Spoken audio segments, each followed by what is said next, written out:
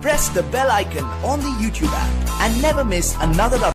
42,000 people have died. Indians have lost their lives. वो पाकिस्तान ने करवाया था. पंजाब में जो खालिस्तानी टेररिज्म थी वो पाकिस्तान ने करे. ये तो जवाब आ रहा है उसका.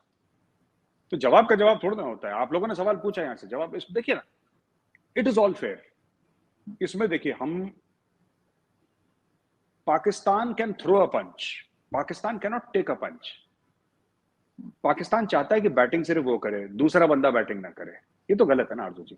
ये क्रिकेट का गेम है, जिंदगी क्रिकेट का गेम है आरजू जी. कुछ समय तक आप लोगों ने बैटिंग करी, अब हम लोग बैटिंग कर रहे हैं, तो इसमें गिला शिकवा कैसी? कोई बात नहीं, दूसरी साइड बैटिंग करेगी, फिर आप करिएगा, हम बॉलिंग लेकिन करेंगे. ये मैच कहीं खत्म भी होगा या ये ऐसे ही चलता रहेगा कि कभी हम आपका नुकसान कर रहे हैं और कभी आप हमारा नुकसान करें? कहीं जाके ये चीज खत्म हो सकती है. पाकिस्तान हमारा नुकसान कर ही नहीं सकता, क्योंकि जितना पाकिस्तान को करना था पाकिस्तान ने कर लिया. अब पाकिस्तान नहीं करेगा. अब पाकिस्तान 26-11 नहीं करेगा. अब पाकिस्तान, देखिए पाकिस्तान ज्यादा से ज्यादा क्या करेगा? पाकिस्तान क्या बोलेगा एफएटीएफ को कि इंडिया को एफएटीएफ में डाल दो? ये बोलेगा पाकिस्तान कि इंडिया को लोन मत दो? ये बोलेगा? क्या कर सकता है? ज्यादा ज्यादा आप टेररिस्ट भेज देंगे अंदर. वो तो आज भी भेज रहे हैं.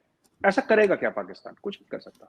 पाकिस्तान ने जो करना था पाकिस्तान कर चुका है. पाकिस्तान के जो पत्ते थे, हम लोग कार्ड्स में कहते हैं ना, सारे पत्ते अब पाकिस्तान ने फेंक दिए. पाकिस्तान ने जो बुरा से बुरा करना था अर्जुन जी वो कर दिया. जो बुरा से बुरा करना था कर दिया. अब इंडिया अपना बुरा से बुरा कर. ये जो आपको ये आ रहा है ना, ये रिटर्न फायर आ रहा है भारत से. और भारत से रिटर्न फायर ऐसा नहीं, हमें कोई लेना देना नहीं कि बलोचों को हथियार पहुंचाने से कुछ नहीं होगा. आपका खुद ही मामला चल रहा है. हमारी डिप्लोमेसी इतनी स्ट्रांग है कि हमें ये सब बलूचिस्तान में कुछ करने की जरूरत नहीं है. जयशंकर साहब अकेले काफी हैं. हमें कोई किसी को ये करना है, ये करना. जयशंकर साहब अकेले काफी हैं.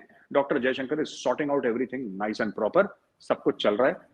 आप देखिएगा धीरे धीरे. हमें क्या करना है, देखिए मैं आपको एक छोटी सी और चीज बताता हूँ. ऐसा नहीं कि ऐसा हुआ है, ये मेरा एनालिसिस है खुद का.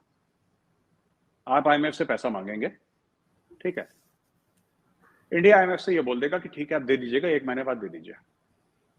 मना मत करिए पाकिस्तान को. अगर आपको देना ही है 3 हफ्ते बाद दे दीजिए. उस 3 हफ्ते में पाकिस्तान का कितना डैमेज हो रहा है? बस.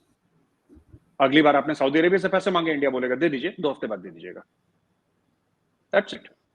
तो अभी तो कुवैत भी आ रहा है इन्वेस्टमेंट के लिए, ये भी कहा जा रहा है. इन्वेस्टमेंट सॉरी कतर सॉरी नहीं आरजू जी, आप लोग एयरपोर्ट बेच रहे हैं, आप लोग अपनी कंपनियां बेच रहे हैं. That is not investment. उसको ना देखिए, इन्वेस्टमेंट क्या होता है कि इन्वेस्टमेंट पे रिटर्न होता है ना. और इन्वेस्टमेंट वो होगा कि जैसे अगर कतर ये कहता है कि हम पाकिस्तान में फैक्ट्री खोल रहे हैं, क्योंकि पाकिस्तान में बड़ा स्कोप है इंफॉर्मेशन टेक्नोलॉजी का, तो हमें यहाँ पे बहुत तगड़ा एक आउटसोर्सिंग का सेंटर खोल रहे हैं जिसमें 10,000 पाकिस्तानी काम करेंगे और उसमें हम लोग पैसा कमाएंगे. नहीं, आप लोग ने पैसा मांगा और अब कतर ये कह रहा है कि भाई ऐसे नहीं देंगे, तुम कुछ चीज गिरवी रखो या हमें बेचो. वो खरीद रहा है. आपकी जो स्टेट ओन्ड कंपनीज है ना, स्टेट ओन्ड एंटरप्राइजेस हैं, उसके वो 10% 20% खरीद रहा है. That is it. तो ये झूठ बोल के, गोली देके कि पाकिस्तान में इन्वेस्टमेंट आ रही है, क्या इन्वेस्टमेंट आ रही है? उसका रिटर्न क्या है? देखिए, हर एक इन्वेस्टमेंट का आरओआई होता है ना, रिटर्न ऑन इन्वेस्टमेंट होता है, जो हमें सिखाया जाता है बिजनेस में कि रिटर्न ऑन इन्वेस्टमेंट होता है. क्या है उसका आरओआई? कुछ नहीं है. आपकी कंपनी है Pakistan international airlines, Pakistan international airlines में 10% खरीद लेगा. वो 6 महीने के बाद फिर पैसे की जरूरत होगी, फिर वो 10% खरीद लेगा. फिर आप बोलेंगे 25% ले लो. 5 साल के बाद पता लगा पूरा पाकिस्तान इंटरनेशनल एयरलाइंस कतर के पास चला गया. कहानी खत्म. एंड कतर मतलब क्या? कतर मतलब क्या है आपको पता है? कतर मतलब कतर नहीं है आरजू जी. कतर मतलब CIA. कतर मतलब यूनाइटेड स्टेट्स ऑफ अमेरिका. एक और बात मैं पूछता हूं आपको, तालिबान का ऑफिस कहां पे है? इंटरनेशनल ऑफिस तालिबान का कहां है? दोहा में. बिल्कुल. Taliban is based out of Doha. And one of the biggest fleets of the US के जो बेसिस हैं, one of the biggest basis is in Qatar. Qatar की गवर्नमेंट और CIA इस तरीके से हैं. तो जो भी ये सोच रहे हैं ना कि कतर से इन्वेस्टमेंट हो रहा है, कोई इन्वेस्टमेंट नहीं हो रहा. ये गेम कुछ और है. नहीं, गल्फ कंट्रीज तो हमेशा से अमेरिका के अंडर रही हैं. वो तो सभी जानते, चाहे सऊदी अरब हो चाहे कोई भी दूसरी गल्फ की कंट्रीज हो, वो तो वही बात करती हैं जो उनको अमेरिका कहता है. लेकिन लास्ट में मैं ये पूछना चाहूंगी मेजर साहब की, जो खैर ये बात पहले भी शायद हम लोगों ने की है, लेकिन फिर भी एक बार फिर मैं पूछूंगी कि आप जैसे बात कर रहे हैं कि इंडिया अभी जो है वो यहाँ पे कुछ करने की जरूरत नहीं है और सब कुछ जो है FATF और दूसरी चीजें पाकिस्तान में गड़बड़ हो ही रही है। लेकिन साथ साथ बाजवा साहब ने कहा था कुछ टाइम पहले कि जी पिछली बातें भूल जानी चाहिए और आगे बढ़ना चाहिए। तो आपको नहीं लगता कि वो जो आप कह रहे हैं कि आप लोगों ने कर ली बैटिंग, अब हमारी बारी है, तो वो जो कह रहे हैं कि भूल जाओ और आगे बढ़े, तो वो कोई पॉसिबिलिटीज नहीं है आपके ख्याल से? कितने मासूम है बाजवा साहब ना, बिल्कुल बच्चे जैसे, बिल्कुल कितने स्वीट हैं, क्यूट से। भूल जाओ जो हुआ, भूल जाओ।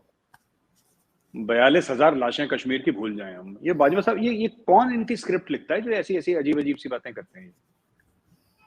आपको लगता है मोदी जी को देखिए आप, आपको लगता है मोदी जी भूलने वाले टाइप के लगते हैं आपको?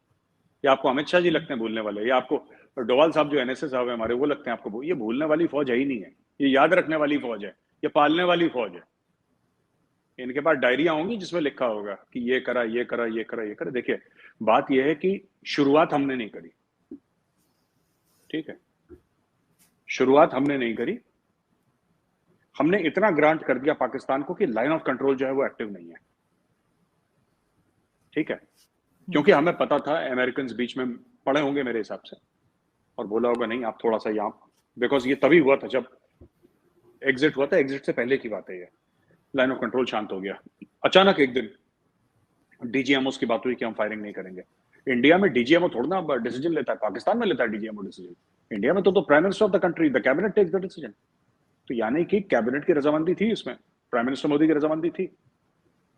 इसका मतलब कि हमारी कुछ बातचीत हुई है वर्ल्ड पावर्स से, जो बोला है कि ठीक है अफगानिस्तान में सिचुएशन है, हम पाकिस्तान को ब्रीदिंग स्पेस। एक बात हुई, इंडिया ने उसको ऑनर करा, पाकिस्तान ने भी ऑनर करा, ठीक है, ये बात तो तैयार सोचिए।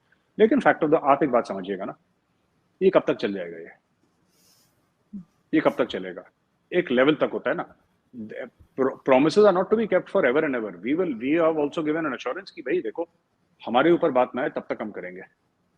तो ठीक, मैं आपको बता रहा हूँ अर्जुन जी, ये इसका जिसको कहते हैं ना लबो लबाब, उसका यही है।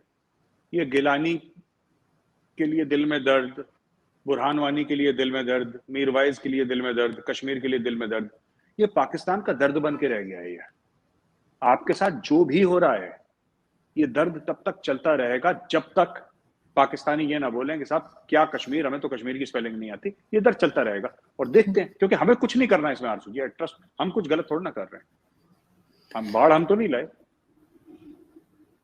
नहीं, आप ठीक कह रहे हैं, बाढ़ आप नहीं लाए, लेकिन ये कि जाहिर है पाकिस्तान भी जो है वो 75 ईयर से जो बात करता चला आ रहा है, वो उससे हटना उसके लिए भी एक मुश्किल काम है। और मेरे ख्याल है इसके लिए बातचीत के जरिए ही किया जा सकता है और इसको कोई ना कोई हल होना चाहिए, ताकि ये सारे तमाशे जो आम पब्लिक झेल रही है वो खत्म हो। जी बिल्कुल होना चाहिए। आपके ख्याल से बातचीत होनी चाहिए, टेबल पे बैठना चाहिए, क्योंकि अभी तो दोनों तरफ हाई कमिश्नर्स भी नहीं है, ना इंडिया में है ना पाकिस्तान में है। आरजू जी, बात करने का कोई फायदा है ही नहीं, मैं बता रहा हूं आपको, मैं आपको बता रहा हूँ ये सब। देखिए बात यह है कि आप और हम बैठ के ना, हम सांत्वना देते हैं एक दूसरे को, हम ऐसे कहते हैं कि नहीं कोई बात नहीं, कोई बात तो बातें होनी चाहिए। क्या बात करें?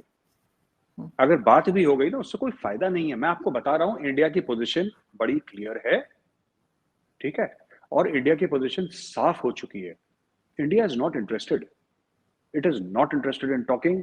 बाजवा साहब कुछ चाहें जो चाहें, अगर बात भी होगी उसका नतीजा कुछ नहीं निकलेगा। अगर बहुत आपने इंडिया को बोल दिया कि नहीं बात करो बात करो बात करो, सारे वर्ल्ड पावर्स पीछे पड़ गए, इंडिया ने बोला ठीक है मीटिंग करवा लेते हैं, कॉन्फ्रेंस कर लेते हैं, क्या दिक्कत है, आइए स्वागत है आपका। इंडिया में आ जाएंगे लोग, बातचीत हो जाएगी, हाथ मिलेगा कैमरा, ग्राउंड पर रियलिटी चेंज नहीं होगी।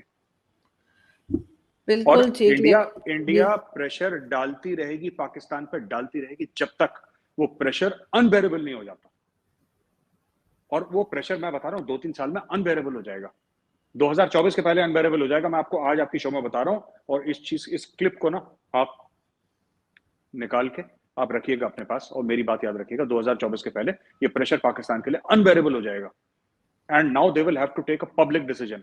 सबको एक बार आएगा प्राइम मिनिस्टर या आर्मी चीफ नेशन को एड्रेस करते हुए कि मेरे अजीज हमवतनों, कश्मीर एक बुरा सपना था, इसको भूल जाओ। जब तक ये प्रॉब्लम चलती रहेगी, मैं बता रहा हूँ आपको, ये प्रॉब्लम कभी ना खत्म होने वाली प्रॉब्लम है। नहीं, आई विश कि ऐसा ना हो कि कश्मीर को पाकिस्तान भूल जाए। मुझे नहीं लगता ऐसा, क्योंकि जो हम सुनते चले आ रहे हैं हमेशा से, उस पर एकदम से बदलने का इनका कोई इरादा मुझे लगता नहीं। लेकिन बहरहाल जो भी हो अच्छे के लिए हो, और स्पेशली कश्मीर के लोगों के लिए हो। जो वहां पे रहते हैं और जो यहाँ पे कश्मीर में रहते हैं उनकी मर्जी के हिसाब से हो और अमन रहे, किसी किस्म की मजीद गड़बड़ ना हो। बहुत शुक्रिया सर, आज आपने ज्वाइन किया। Thank you so much. Thank you.